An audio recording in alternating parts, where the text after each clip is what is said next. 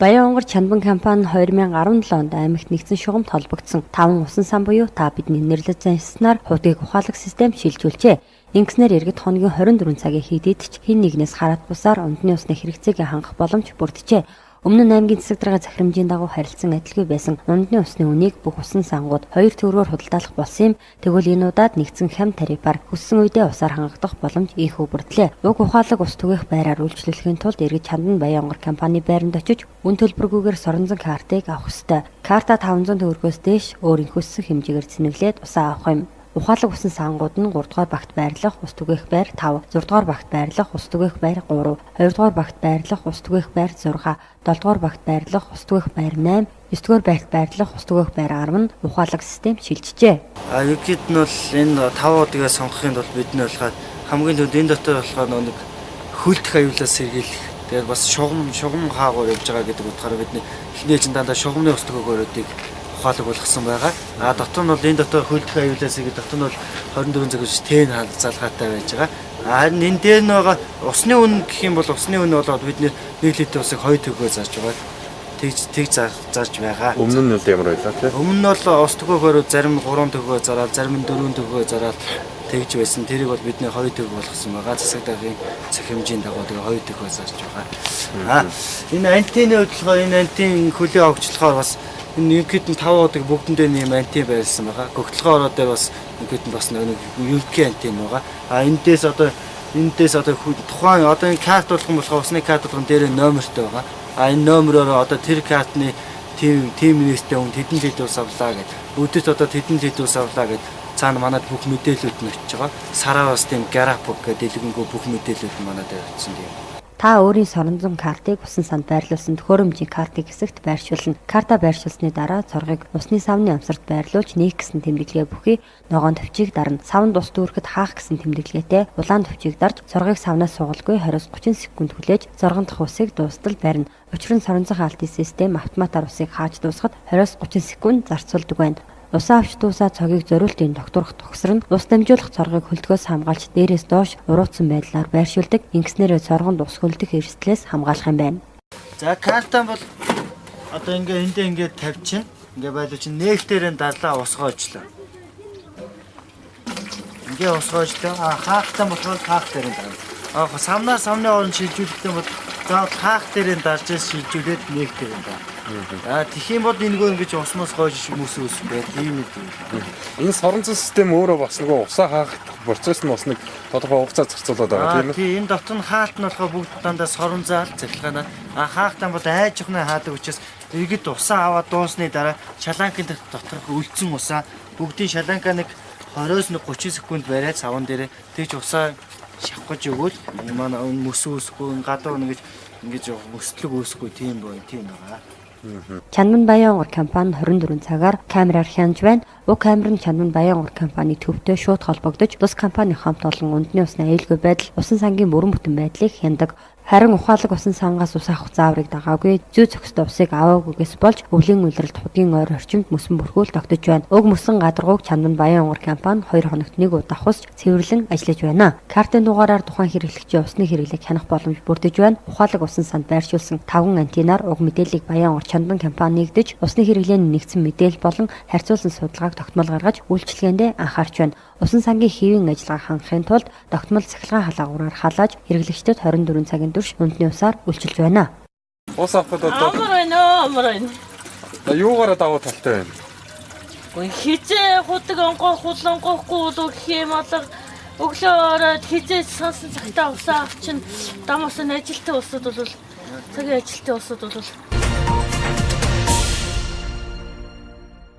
Байгаль орчин аялал жуулчлалын салбарын мэргэжилтнүүд 2017 онд хийж хэрэгжүүлсэн ажлуудаа дүгнэж хэлцэж байна. Уг арга хэмжээнд аймгийн 20 сумын байгаль хамгаалагч, байгаль орчны хяналтын улсын байцаагч нар оролцож салбарынхаа 2017 оны үйл ажиллагааны биелэлд ямар үр дүнтэй явагдаж байгаа юун дээр анхаарах 2018 онд хийж хэрэгжүүлэх ажлыг төлөвлөсөн үр дүнтэй уулзалт зөвлөгөөн боллоо.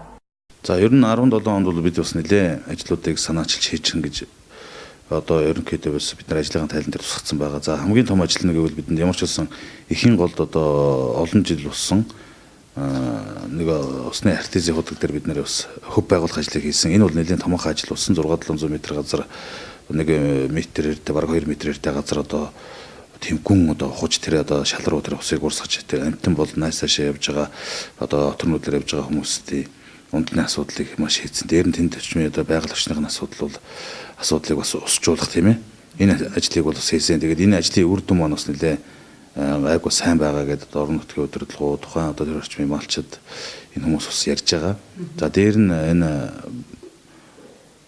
тэр говьд хийгдсэн ажил нь бас нэг ажил нь юу гэхээр энэ Баян тоороо дээр бас томоохон GG6-гийн хэмжээнд томоохон ажил зохион байгуулагдсан. Тэрэнд бид нар бас оролцсон. Баянгор аймаг 16 онд одоо бас тэр дахин талын тунгаах хүчтэй хөлөөсөн үүргэн бас амжилттай биелүүлсэн. Тэгэхээр эх жил бас энэ GG6-гийн одоо 3 дахь зөвлөгөө нь бас Баянгор аймагт болно. Тэгэхээр энэний хүрээнд бид нар бас 18 онд нэлээд ажил хийх шаардлагатай байгаа. За дээр нь хөдөө орон нутгийнхаа байгаль хамгаалагчид, улсын байцаагчнууд бас зөвлөн туслах ажлыг бас нэлээд хийсэн. За дээр нь сургууль сурталчилгааны ажлуудыг бас Улаанбаатарт аваач хийлээ, хөдөө орнууд бусчилж хийлээ. Тэгээд мэрэгчтнүүдээ ер нь бол одоо энэ Баянгор аймгийн хэмжээнд байгаа 20 сумдаа бол ерөөдөө хүмүүстэй хариуцсан 20 сумаа бол мэрэгчнүүдэд хариуцуулаад ингээд одоо бүтнээр нь одоо харж ханд юу гэдгийг хурж ажиллаж чадахгүй байгаа. Тийм учраас баг багаар нь ингээд сум болгоно өөрсдөө хариуцаад ингээд ажиллах юм бол үр дүн гарах байхаа гэж ингэж найдаж байгаа. Тийм учраас одоо сургууль сурталчилгааны ажлыг бол бас нэлээд явуулсан гэж бодож байгаа. За дээр нь Баянгор аймгийн одоо Монгол улсын доктортой хөгжлийн одоо үзэл баримтлал 2030 за Монгол улсын одоо ногоо хөгжлийн бодлого батлагдчихсан 2014 онд батлагдсан байгаа. Үүнтэй холбогдуулаад Баянгор аймаг байгаль орчны яам, доктортой хөгжил төсөлтэй хамтраад Баянгор аймгийн бас ногоо хөгжлийн одоо гитийн одоо төлөвлөлт энэ бодлогын баримтчгийг бас бид нар аймгийн засаг даргын захирамжаар байгуулад боловсруулаад сая яамн дээр одоо очиж бид ямар ч үсэн энэ бодлогын баримтчийг танилцууллаа. Манай аймгийн хувьд бол бодлогын баримтчгийн хувьд бол нэлээд бас боломжийн болсон байна гэдэг нэлээд сайн үнэлгээ авчихсан. Тэгэхээр одоо бид нэг сар гараад идэм өргөдлийн төлөвчдийн хурлын нэг ээж суралдаан ойрын үед ямар ч нэг төрөлөлтөд багтаагаад хийгдэх байх гэж бодож байгаа. Энэгээр батлагдчих юм бол бид ямар ч байсан одоо энэ бодлогын баримтчиг нь ер нь бол одоо Баянгор аймгийг цаашд одоо хэрхэн яаж хөгжүүлэх, байгалийнхаа баялагийг зүүлсэх хэрэгтэй ашиглах тийм ээ. Дээр нь одоо эдийн засгийн өрөөгөөчтэй, за байгаль орчинд халбахтай байх, тийм ээ. Нийгэмдээ хүртээмжтэй байх. Энэ чиглэл рүүгээ ингээд одоо ер нь бол бодлого боловсруулагдаад ингээд одоо дэлхийн нийтийн жишгч тийм байна, улс орон ч юм байна. Ер нь бол цаашдаа ийм асуудлыг бол нэлээ өндөр хэмжээнд ингээд ачаал хөдлөгч авч үзэхээр болсон байна.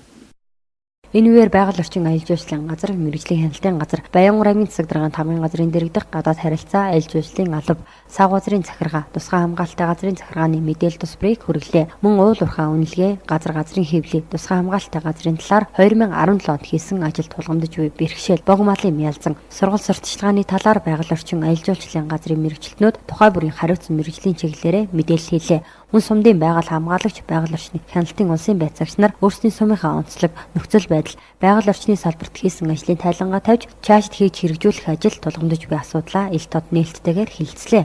За би богд сумын байгаль хамгаалагч цэвэрлэмээ байна гэдэг юм байна. Тэгээд одоо энэ өнөөдөр бид 2017 онд байгаль орчныхаа чиглэлээр хийж бүтээсэн ажлаа үнэлэлт дүгнүүлэхээр минь хүрэлцэн ирээд сургалт семинарт оролцож байна. Бид маань өөрсдөө зохиох хэмжээндээ сургалт семинарт оролцож өөрсдийнхөө сурсан мэдснийг сум орон нутагтаа бас иргэдтэй ойлгуулж байгалаа хамгаалах чиглэлээр нэлээдгүй ажлыг хийж зохион байгуулж байгаа гэж бодож байгаа. За манай богд сумын хэмжээнд бид байгаль орчны байцаагч, засаг дарга, ер нь багийн засаг дарга удирдлагуудтайгаа нийлээд байгаль орчны чиглэлээр нэлээдгүй ажлыг хийж 2007 оноо үдэж байна. Бидний ганц гол юм ард иргэдийн хүсэлт санаачлагаар гарч ирсэн ажлыг нэн төрөнд төвшнгөөр нь зэрэгцүүлж хуваарлаад тэрнээс эхэлж хийдэг.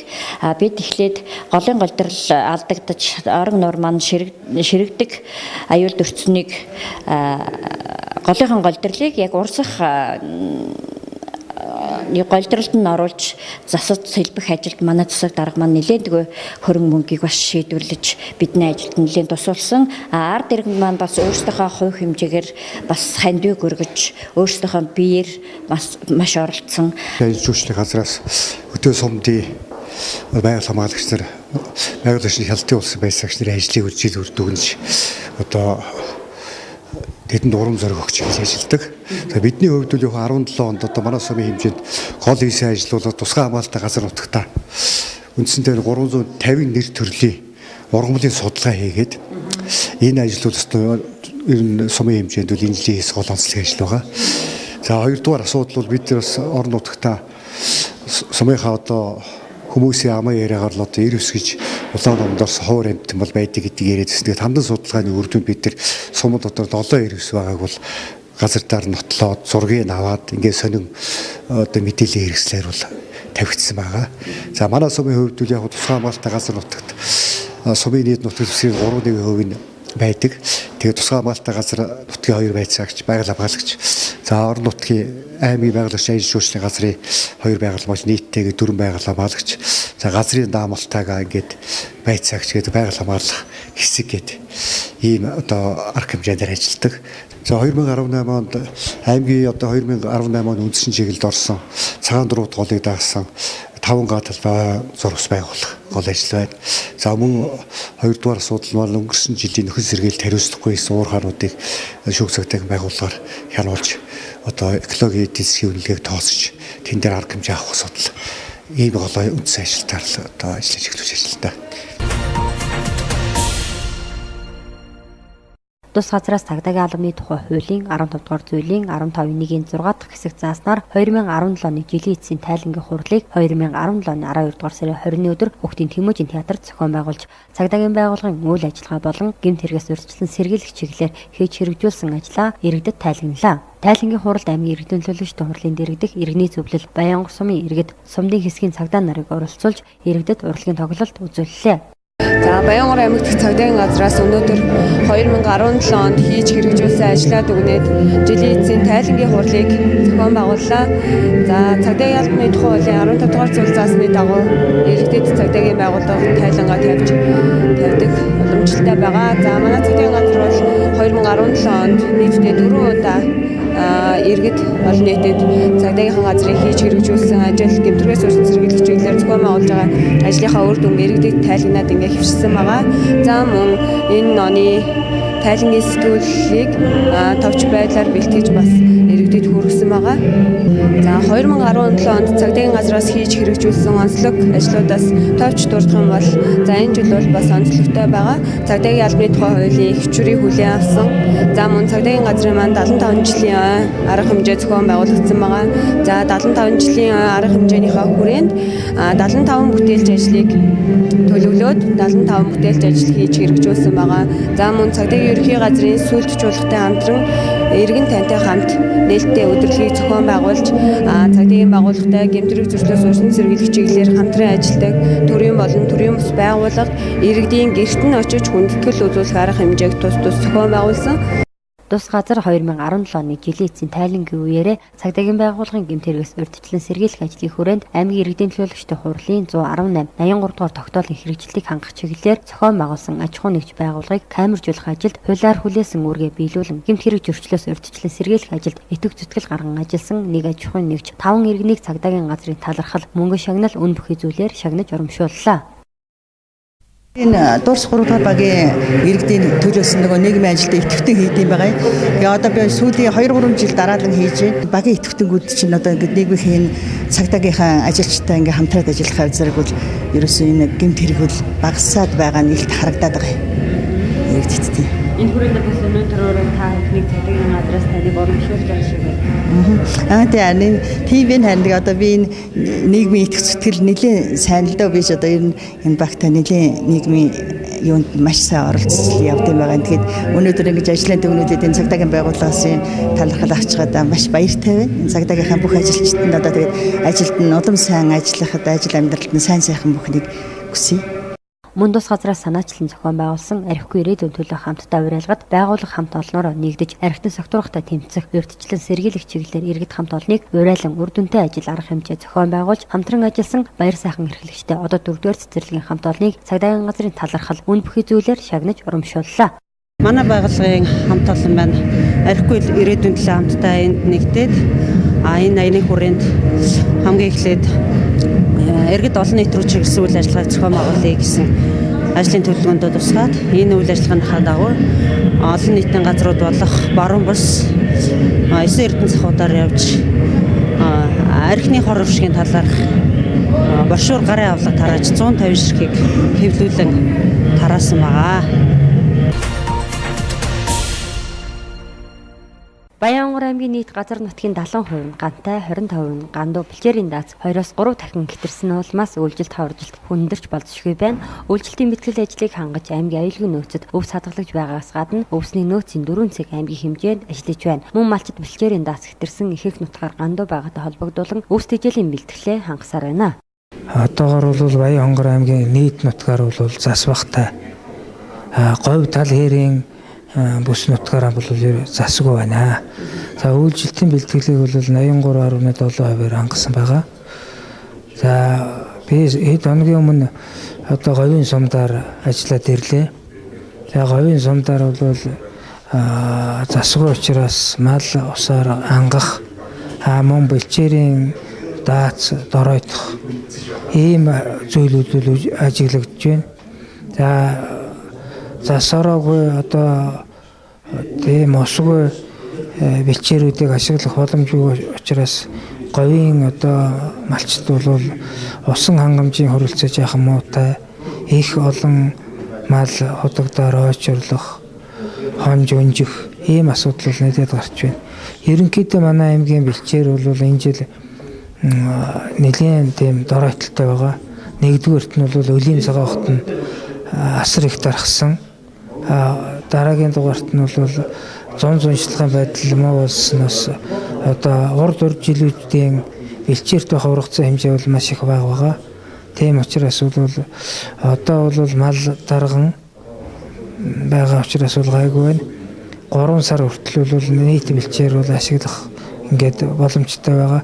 3 сараас хойш бол бэлчээрийн даац муудаж одоо мал эцэс тэжээлийн хомсдолд орох, нэмэгдэл тэжээлд орох ийм төлөвтэй байна. Өмнө нь аймгийн иргэдийн төлөөлөгчдийн хурлын ээлжид бус 7 дугаар хуралдаанд 60.7% эрсдэлтэйгээр хуралдаж аймгийн цагдаагийн газрын ажлын тайлангийн тухай 2018 оныг аялал жуулчлалыг дэмжих жил болгон зарлах тухай аймгийн нийгмийн эдийн засгийг 2018 онд хөгжүүлэх үндсэн чиглэлийн тухай аймгийн 2018 оны төсвийн төслийн тухай асуудлуудыг тус хэлэлцсэн юм. Ингэснээр 2018 оныг аялал жуулчлалыг дэмжих жил болгож аймгийн 2018 оны төсвийн тодтголын төслийг хэлэлцэн баталсан билээ. Харин аймгийн иргэдийн төлөөлөгчдийн хурлын ээлжид 9 дугаар хуралдаанаар аймгийн нийгмийн эдийн засгийг 2017 онд хөгжүүлэх үндсэн чиглэлийн хэрэгжилтийн тухай, эргэлтийн эмийн сангийн тухай, аймгийн хэмжээнд нөхөн сэргийлтийн үйл ажиллагаа явуулж буй аж ахуйн нэгжүүдийн тайлангийн тухай, аймгийн иргэдийн төлөөлөгчдийн хурал түн тэргүүлэгчдээс 2017 онд хийж хэрэгжүүлсэн үйл ажиллагааны тайлангийн тухай олон чухал асуудлыг хэлэлцлээ. Мөн 2017 оны Баянгор аймгийн нийгмийн эдийн засгийн үндсэн чиглэлийн хэрэгжилтийг 90.8% бэлтгэж дүгнэлээ. За аймгийн иргэдийн хурал аймгийн засаг даргын 2017 оны аймгийн нийгмийн эдийн засгийг хөгжүүлэх үндсэн чиглэлийнхаа хэрэгжилт гүйцэтгэлийг аймгийн иргэдийн хурлаар авч хэлцлээ. Мөн хурлын одоо тэргүүлэгчд ажлын алба хурлын бас 2017 оныхоо тайлан хэлцлээ. За мөн одоо аймаг орон нутагт ард иргэдээс нэлээх санал хүсэлттэй нэлээд жоохон хил ам дагуулдаг байгаа энэ сумдын эргэлтийн эмийн сангуудын эмийн одоо нэг үнийн бодлого барих чиглэлийн одоо энэ нэлээд маргаантай асуудлуудыг авч хэлцэж энэ дээр бас тодорхой шийдвэрүүдийг гаргалаа. За мөн одоо Баянгор аймагт нөхөн сэргээлтийн үйл ажиллагааг явуулаад бас багагүй хугацаа өнгөрсөн. Тэгээд энэний нөхөн сэргээлтийн явц үр дүнгийн талаар одоо мэдээллийг 2 намын бүлгээс оруулж ирсэн учраас энэнийг л хэлцлээ. За мөн одоо тусгай хэрэгцээнд газар авах бичил уурхайг дэмжих чиглэл дээр бол одоо хэд хэдэн санал орж ирсэн учраас энийг хэлцэх ийм одоо ажлуудыг бол төлөвлөж аймгийн иргэдийн хурал 2 өдөр хуралдлаа. За тэгээд аймгийн засаг даргын 2017 оны нийгмийн эдийн засгийг хөгжүүлэх үндсэн чиглэлийг бол одоо 90.8%-аар бол дүгнэж. За мөн одоо хурлын 2017 оны хийж хэрэгжүүлсэн ажлыг бол хангалттай гэсэн үнэлгээг бол одоо авч хурлын хуралдаа гэдэг өндөрлөх шатанда бол байна. За 2018 оны аймгийн нийгмийн эдийн засгийг хөгжүүлэх үндсэн чиглэл бол 12 сарын 4-ний өдөр аймгийн иргэдийн хуралдаад бол төсвөө батлаад за эх хоноохоо хийж хэрэгжүүлэх ажлуудыг бол бид хүн бол ямар ч байсан хилцээ шийдвэрсэн байгаа. За ард иргэдийн ажил орлоготой болгох, амьдралын чанарыг одоо ахиулах, ажлын байрыг нэмэгдүүлэх, За төсөл хөтөлбөрүүдээ бол эрчимтэй явуулах. За хөгжлийн бодлого төлөвлөлтийн тухай хуулийн дагуу бол одоо аймгийнхаа хэмжээнд бол нийтдээ нэг 25 хөтөлбөр 7 төсөл арга хэмжээг бол авч хэрэгжүүлэхээр байгаа. Аймгийн цэцлэгийн 2016-аас 20 онд хэрэгжүүлэх үйл ажиллагаа өнсөн чиглэл. Эннийхээ хөтөлбөрүүдийг бол 20 гаруй одоо хөтөлбөрүүдийн баталж гараад хэрэгжүүлж байна. Энэ хөтөлбөрүүдийг хэрэгжүүлэхийн тал дээр бол бүхэл одоо хөтөлбөрүүдээр хөрөнгө мөнгийг тавьж төлөвлөж жинхэнэ утгаар нь хэрэгжүүлэх дээр бол нэлээд анхаарлаа хандуулж тавьсан. Ийм одоо төлөвлөгөө боллоо. За аймгийн цэцлэг аймгийн иргэдийн хурлаас бол 2018 оны нийгмийн эдийн засгийн хөгжүүлэх үндсэн чиглэлийн одоо төсөөллийг боловсруулж явахдаа бол бүх сумдынхаа хурлын дарга, засаг дарга тухайн одоо сум одоо багаас сонгогдсон аймгийн иргэдийн хурлын төлөөлөгч нарынхаа саналыг авч тухайн одоо орон нутагт нь тулгамжийн асуудлуудын ямар асуудлуудын аймаг шийдвэрлэхийн за өөрснийхөө нөөц бололцоо хөрөнгөнд орон нутгийн хөгжлийн санд тулгуурлаж сум орон нутаг өөрснөө юу хийх энийг бол тохиролцож тал бүрээс нь одоо нэлээд нөхцөлтэй ярилцж байж боосоо. За энэгээр ч аймгийн иргэдийн хурал дээр бол асуудал гарсангүй айлал одоо хоёр намын бүлгээс ямар нэгэн асуудал гараагүй. Ингээд батлагдсан байгаа. Одоо энэ батлагдсан одоо төсөл арга хэмжээнүүдээ бид бүхэн хариуцлагатай байж одоо хэрэгжүүлж ард түмнийхээ одоо итгэл найдварыг хүлээж ингэж ажиллах үлдлээ. Тэгээд ирэх одоо 2018 онд бол аймгийн иргэдийн хурлын төлөөлөгч, тэргүүлэгчд маань тойрогтой нэлээд сайн ажиллах, ард түмнийхээ тулгамжийн асуудал, тэдний одоо дуу хоолойг төрийн бодлого шийдвэр тусгах, за шаардлагатай газруудад одоо хийж хэрэгжүүлэх ажлуудыг санаачлах. За мөн одоо 1 сараас аймгийн цэцлэг түүний 5 газруудтайгаа хамтарч аймгийн иргэдийн хурлын төлөөлөгчд маань ажлын алба маань бол бүх сумдад бүх багуудад хурж ажиллахын төлөвлөгөөг бол бид нөхөн гаргах гэж байна. Энэ нь бол одоо эх оны 2019 оны төсвийн төсөөлөл дээр бол маш үнэн бодиттой одоо төсөөллийг гаргаж ирж ингээд одоо хийж хэрэгжүүлэх юм ажил байна. За эх 18 онд бол Баянгор аймагт маань их хурлынхаа одоо 3 гишүүний дэмжлэгтэйгээр бол урд өмнө байгаагүй одоо 39.5 тэрбум төгрөгийн одоо улсын төсвийн хөрөнгө оруулалтуудыг бол хийж сургууль, цэцэрлэг за шаардлагатай газрууд дээр бол одоо төр зархааны ордны байр за тэгээд маш олон төсөл хөтөлбөрүүдийг бол одоо хэрэгжүүлэхээр бол тусгасан байгаа. Иргэдийн төлөөлөлтөд хурлаар төсвийн тодтголыг хилцэх үеэр эвдэрсэн газрын Баянгор хөтөлбөр 2019 он гэхэд Баянгор аймаг уул уурхай үйл ажиллагаанаас болж эвдэрсэн газрыг болох зорилтын хүрээнд эвдэрсэн газарт уул уурхай нөхөс сэргээлт хийж аж ахуйн нэгжүүдийг аймгийн засаг даргатай байгуулсан гэрээний хүрээнд ажиллуулсан. Уг үйл ажиллагаанаас орж ирсэн мөнгөний 50%-ийг аймаг, 30%-ийг тухайн сум, 20%-ийг тухайн баг толгох болсон юм. Энэ хүрээнд аймгийн иргэдийн төлөөлөгчдийн хурлын ээлж дэвтгөр хуралдаанаар аймгийн хэмжээ нөхөс сэргээлтийн үйл ажиллагаа явуулж байж ахуйн нэгжүүд болон нөхөс сэргээлтийн талаар хэлэлцэж 2019 онд эвдэрсэн газрын Баянгор хөтөлбөрийг хэрэгжүүлэхээр тогтлоо. 2017 онд ер нь нөхөн сэргээлт бол одоо зөвхөн 2017 онд яригадад эхэлсэн биш. 2009 оноос эхэлсэн. Бүхэн эвдэрсэн газрын даалгаврыг 2009 онд хийж байсан 709 газар эвдэгдсэн байсан бол 2014 онд 524 га эвдэгдсэн байсан. Тэгээд 2017 оны байдлаар 394 га эвдэгдсэн байна. Нөхөн сэргээлтээр өмнө нь бол 2014-15 онууд ажиллаж байсан. Харин одоо 2017 онд бол 26 аж ахуйн нэгжтэй гэрээ байгуулан ажиллаж байна. Нийт 178.4 га газарт гэрээ байгуулан ажиллаж байна. Энэ жил бол 174 га гэрээ байгуулад 82 гаг бол ямар ч нөхөн сэргээлсэн байна. 2019 оны 1 сарын 1 гэхэд Баянгор аймагт одоо нөхөн сэргээлтийн компани гэж ажиллахгүй.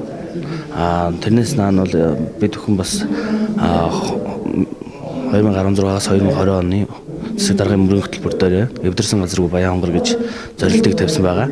Энийн хүрээнд бас эвдэрсэн нийт газрыг бас нөхөн сэргээх ажлыг хийхээр зорио ажиллаж байна. Баянгор аймгийн цагдаагийн газрын бие бүрэлдэхүүн чарж ахтай тоног төхөөрөмжийг аймгийн удирдлагууд гардууллаа. Аймгийн засаг даргын 2016-аас 2020 онд хэрэгжүүлэх үйл ажиллагааны мөрийн хөтөлбөр аймгийн нийгмийн эдийн засгийг 2017 онд хөгжүүлэх үндсэн чиглэлд цагдаагийн газрын материалын баазыг бэхжүүлэх, ажиллах орчин нөхцөлийг сайжруулж, шаардлагатай тоног төхөөрөмжөөр хангах ажил тусгагдж байсан юм. Уг ажил арга хэмжээ биелэлээ олж, улсын болон орон нутгийн хөрөнгө оруулалт нийт 70 сая төгрөгийн өртөгтэй тоног төхөөрөмжийг аймгийн иргэдийн төлөөлөгчдийн хурлын дарга Утхан Баяр, аймгийн засаг дарга Бачаргал, засаг даргын тамгын газрын дарга Дашцэрэн нар цагдаагийн бие биелэлтгүүнд гардууллаа. Энэ хүрээнд бүрэн тоноглогдсон порго автомашин, явуулын путаг, эрүүлжүүлэх байрны тоног төхөөрөмж, мэдүүлэг авах өрөөний компьютер зэрэг олон төрлийн тоног төхөөрөмжийг тус байгууллагад хүлээлгэн өглөө. Өнөөдөр Баянгар аймаг дахь цагдаагийн газарт нэн шаардлагатай хэрэгцээтэй байгаа автомашин, тоног төхөөрөмжийг улсын болон орон нутгийн төсөөс ингээд олгосныг аймгийн засаг дарга хурлын иргэдийн төлөөлөгчдийн хурлын дарга нар ингээд гардуулж өгч байна. За Баянгар аймаг дахь цагдаагийн газарт одоо малын уулгаан гэмтэргийн гаралт, за сумдад үлдэж байгаа хөдөлгөөний аюулгүй эсрэг гэмтэргийн гаралт өссөн ийм дүн мэдээ бас гарсан. За энэ асуудалтай холбогдуулаад бас Баянгар аймаг дахь цагдаагийн газраас аймгийн иргэдийн төлөөлөгчдийн хурл болон засаг дарга цагдаагийн ерөнхий газарт хүсэлт тавьсны үр дүнд өнөөдөр УАЗ програм машиныг бас шийдвэрлэж өгж байна. За мөн зөөрийн пост бол зайлшгүй чухал шаардлагатай байна.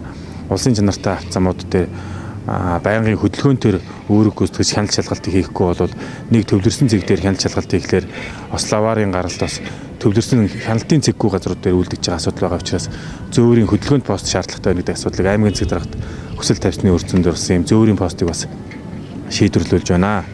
За мөн эрүүгийн үйл шинжилэн батлагдсантай холбогдуулаад улсын ерөнхий прокурорын тушаалаар батлагдсан журмаар мэдүүлэг авах тийм байцаалтын тусгай өрөөнүүдтэй байх хэрэгцээ шаардлагатай болсон. Ийм учраас манай цагдаагийн газар дээр 6 мэдүүлэг авах тийм зориултын өрөө байдаг. Энэ өрөө болгоныг бас компьютержуулах шаардлага хэрэгцээ шаардлага байсан. Үүний үр дүнд аймгийн засаг даргаас бас энэ компьютерийн хэрэгцээ шаардлагыг хангасан асуудал байна. Хоёрдугаарт эрүүлжүүлэх барилчлах байран дээр бас хүний эрхийг хангах, хүмүүжигч нарыг бас аятай тогтой орчинд байлгах ийм хэрэгцээ шаардлагатай тоног төхөөрөмжүүдийг бас өнөөдөр улсын төсвийн хөрөнгө оруулалтаас шийдчихлээ. Үндсэндээ 7 сая орчим төгрөгийн эрүүлжил барилт хорон дээр хэрэгцээ шаардлагатай зүйлүүдийг шийдчихсэн. За мөн хөдөлгөөний аюулгүй байдлын эсрэг гэмтэрэг зөрчлөөс болоод хүүхдүүд осол гэмтэлд орчиж байгаа асуудлууд байна гэж үзсэн. Ийм учраас бодит даатгал болон Монгол даатгал компанитай хамтраад ерөнхий боловсролын сургуулийн хүүхдүүдэд гарцаар гарахт нь гэрэлтүүлэгчтэй тийм хантааз хүзүүвч ийм зүйлүүдийг бас хийлгсэн. Энэ зүйлүүдийг бас ерөнхий боловсролын сургуулийн хүүхдүүдийн төлөөллөд бас гардуулах ийм арга хэмжээ болж байна.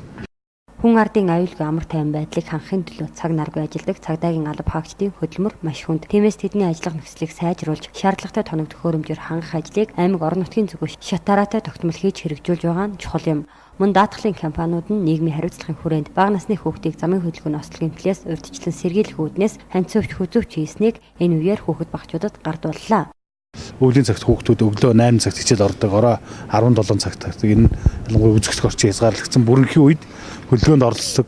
Энэ байдлаас урьдчилан сэргийлэх зорилгоор одоо энэ хүүхдийн гэрэлтэг ханцовчийг Монгол даатгал, бодит даатгалтай хамтран одоо хийж 3 дугаар сургуулийн маань энэ хүүхдүүдэд нэг ангийг одоо энэ ийм ханцуучаар хангах ажлыг өнөөдөр зохион байгуулсан. Ингэснээр хүүхдүүд маань одоо бас зам тээврийн ослоос урьдчилан сэргийлж хөдөлгөөнд аюулгүй оролцох ийм нөхцөл бүрдэж байна. Бид нарыг осол гэмтлээс хамгаалж байгаа цагдаа нартай баярлалаа гэж хэлмээр байна. Сүүлийн 5 жилийн дотор 38 хүүхэд замын хөдөлгөөнд оролцож байхдаа гэмтэж, осолдсон статистик мэдээ байдаг байна. Тиймээс машины гэрэл пост уртаж харагддаг, уг ханцовч хүзүүвч бага насны хүүхдүүдийг хамгаалахад чухал үүрэгтэй юм. За тэгээ манай мөсөн байж байгаа болон цагдаагийн өдөртгүүдээс та ирүүлсэн хүслийг өнөөдөр аймгийн дарга аймгийн иргэдийн хурлаас хүлээж авч шийдвэрлэж дадлын хэрэгцээнд дээр тоног төхөөрөмжүүдийг хөрөнгөний асуудлуудыг шийдсэн шүү. Тэгээ цаашид тав хүмүүс маань ард иргэдтэй одоо аливаа чирэгдэлгүй, ил тод нээлттэй за шудраг авилгаас ангид ингэж ажиллаж Баянгар аймгийнхаа одоо нэрийг улсдаа гаргасан ийм одоо сайхан хамт олон байхыг одоо хүсэж байна. Цаашдын ажлын бүгд өндөр өндөр амжилтыг хүсье.